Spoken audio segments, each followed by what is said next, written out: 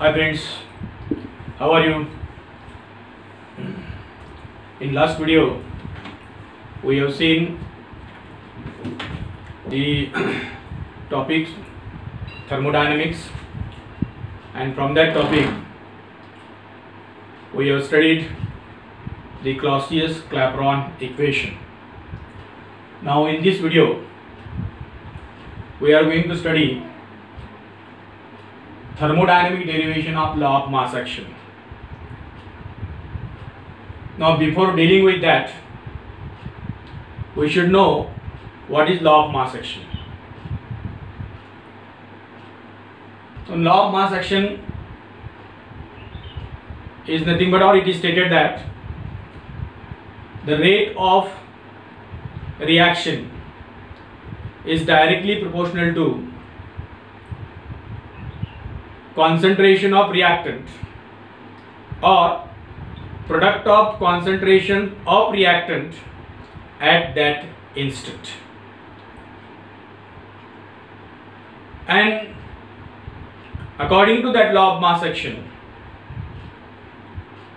if we apply that law of mass action to reversible reaction at equilibrium, then we can write the equilibrium constant of reaction is equal to PCPD upon PAPB, where PC, PD, PA, PB are the equilibrium partial pressures of gaseous components, gaseous reactants A, B, C, D. And in case of solution, law of mass action can be written as Kc is equal to CCCD divided by Ca Cb. Now here we want to derive this equation by considering thermodynamic sense. That means we have to derive this equation thermodynamically. Now for that purpose, here we considered the two one-top equilibrium boxes or vessels of different sizes, of different volumes. Now let us see these boxes. Suppose this is box number 1.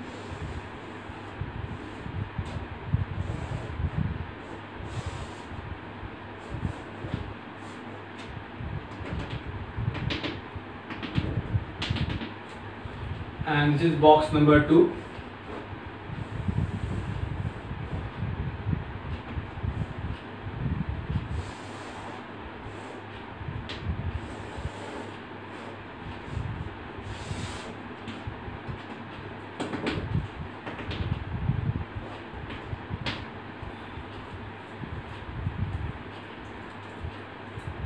These two boxes of different volumes.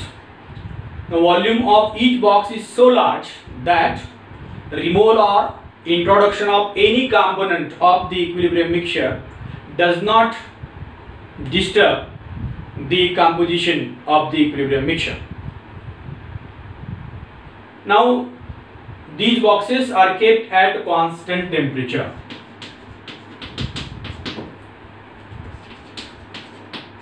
Constant temperature.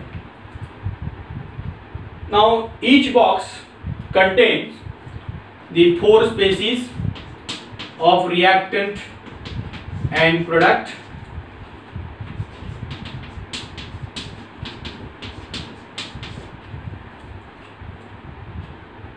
Now each box provided with 4 semi-permeable walls or semi-permeable windows. Each window is permitted to removal or introduction of any one component, and therefore for these 4 species this box possesses 4 windows. These 4 species, this box possesses 4 windows. Now, in each box, the catalyst is provided which maintain the equilibrium between these spaces.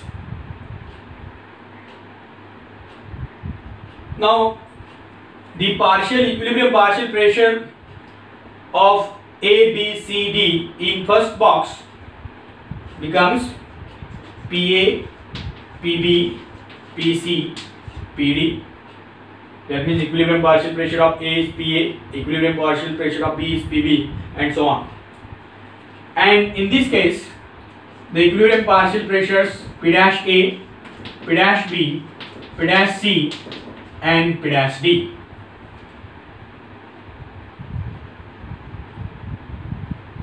Now here, the isothermal reversible processes is carried out,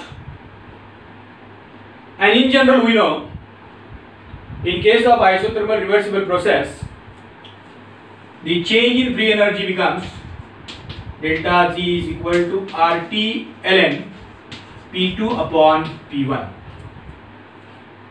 where P1 initial pressure, P2 the final pressure. Now consider the four processes which are carried out isothermally and reversibly. Now here, by means of wall permeable to A, 1 mole of component A is withdrawn at a partial pressure, equilibrium partial pressure PA, and transfer to box number 2 at equilibrium partial pressure P dash A.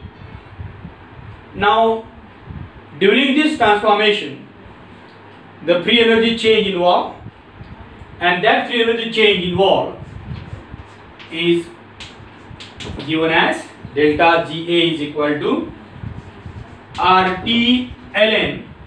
Now here, final pressure P dash A, initial pressure PA, and therefore here we can write P dash A upon PA. At the same time, by means of wall permeable to B, 1 mole of component B at a partial equilibrium partial pressure PB is removed from box number 1 and transferred to box number 2 at equilibrium partial pressure P dash B. Now during this transformation, that is, this transformation takes place from P dash B to PB to P dash B, and this takes place to PA to P dash A. Now during this transformation, again free energy change involved with respect to B, and that can be given as delta GB is equal to RT ln final pressure P dash B, initial pressure PB.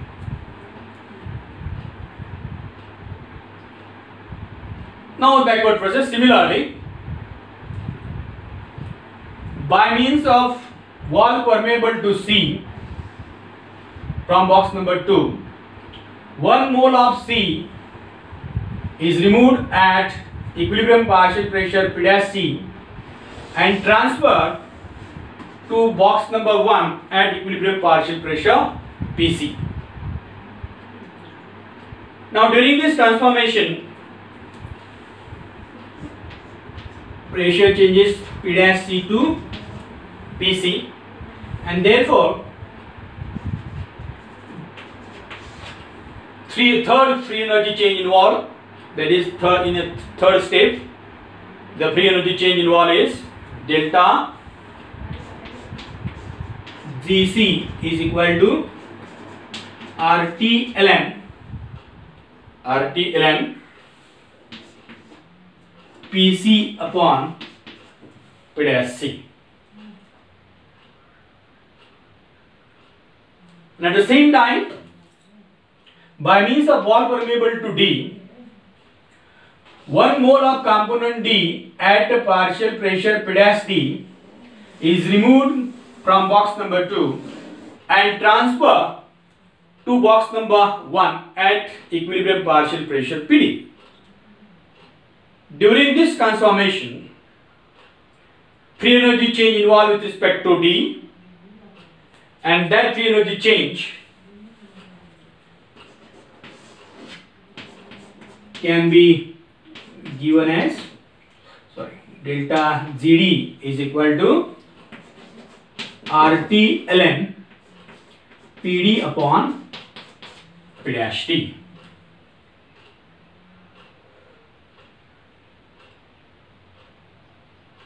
Now here we have carried out the 4 processes, that is one from box number 1 to box number 2, box number 1 to box number 2, and remaining 2 box number 2 to box number 1.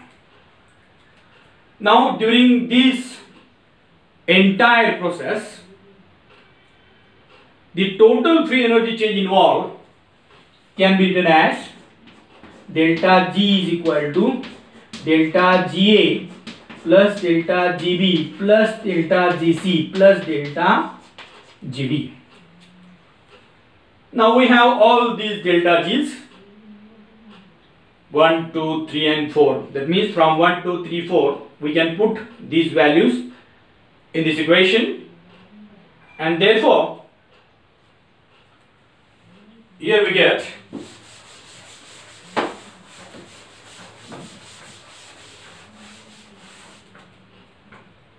delta Z is equal to delta GA RT ln P dash A PA, delta GB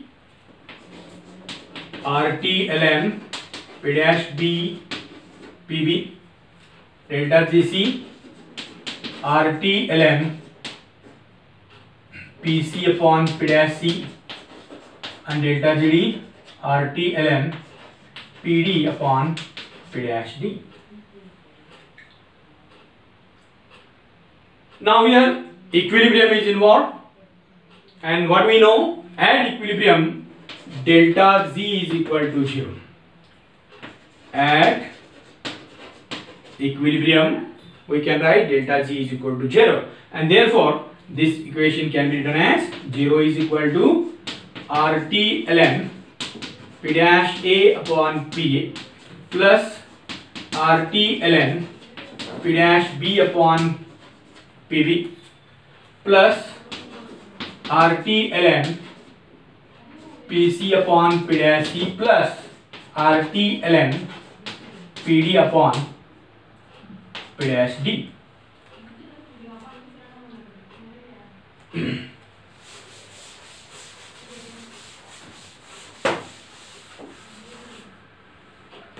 Now simplification, further simplification. Now if we collect the terms, now this become here RT ln P dash A upon PA plus RT ln P dash B upon PB as it is. That is equal to, if we collect this here, then here what? Minus RT ln PC upon P dash C minus RT ln minus RT, sorry,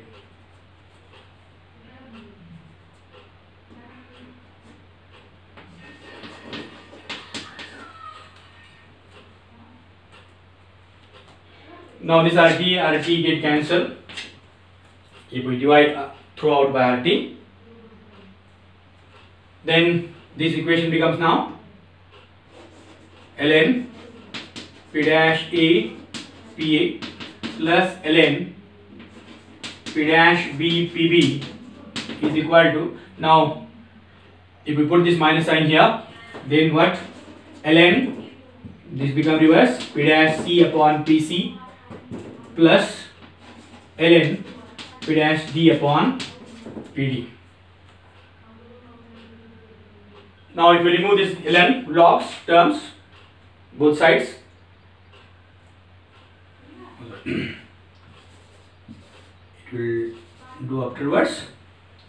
Now here ln plus ln, that means ln A plus ln B, ln AB, and therefore this can be written as ln P dash A P dash B PA PB, that is equal to ln, again here same, ln P dash C P dash D PC PD. Now if we remove this ln, then here we get P dash A P dash B upon PA PB is equal to P dash C P dash D upon PC PD. Now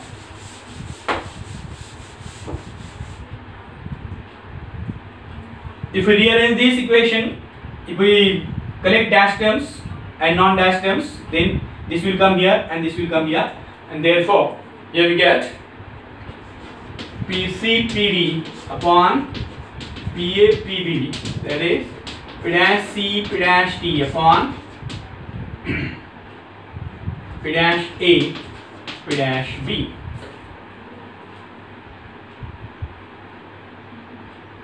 Now this is the equation. Now here PCPD PAPB is equal to P dash C P dash D upon PA P dash A P dash B. If third box is there, then another thing will be there. That means according to Boyle's law, what we write? We can write P1 V1 is equal to P2 V2 is equal to P3 V3 is equal to P4 V4 is equal to dot dot dot is equal to constant, and that is equal to, that is what, PV is equal to constant, and like that here we can write this is equal to constant, and this constant is nothing but what, equilibrium constant Kp is equal to, in general we can write Pc Pd upon Pa Pb. This is the law of mass action, which we derive by considering thermodynamic sense. That means this is thermodynamic derivation of law of mass action. Now this law of mass action can be applied to several reactions. Suppose we have this reaction, N2 plus thrice H2 gives twice NH3. Now equilibrium partial pressure of this N2 is PN2, equilibrium partial pressure of H2 is PH2, and equilibrium partial pressure of NH3 is PNH3. And for that, the equilibrium constant can be written as Kp is equal to, yes, PNH3 square divided by PN2 into P cube H2. This is equilibrium constant for this particular reaction. Now suppose in examination the question will be asked like that: derive thermodynamically law of mass action for the reaction N2 plus thrice H2 gives N2 plus thrice H2 gives twice NH3. Now for that purpose here we have to consider two boxes. Now here, as one product is there and therefore here only one window is there, and another box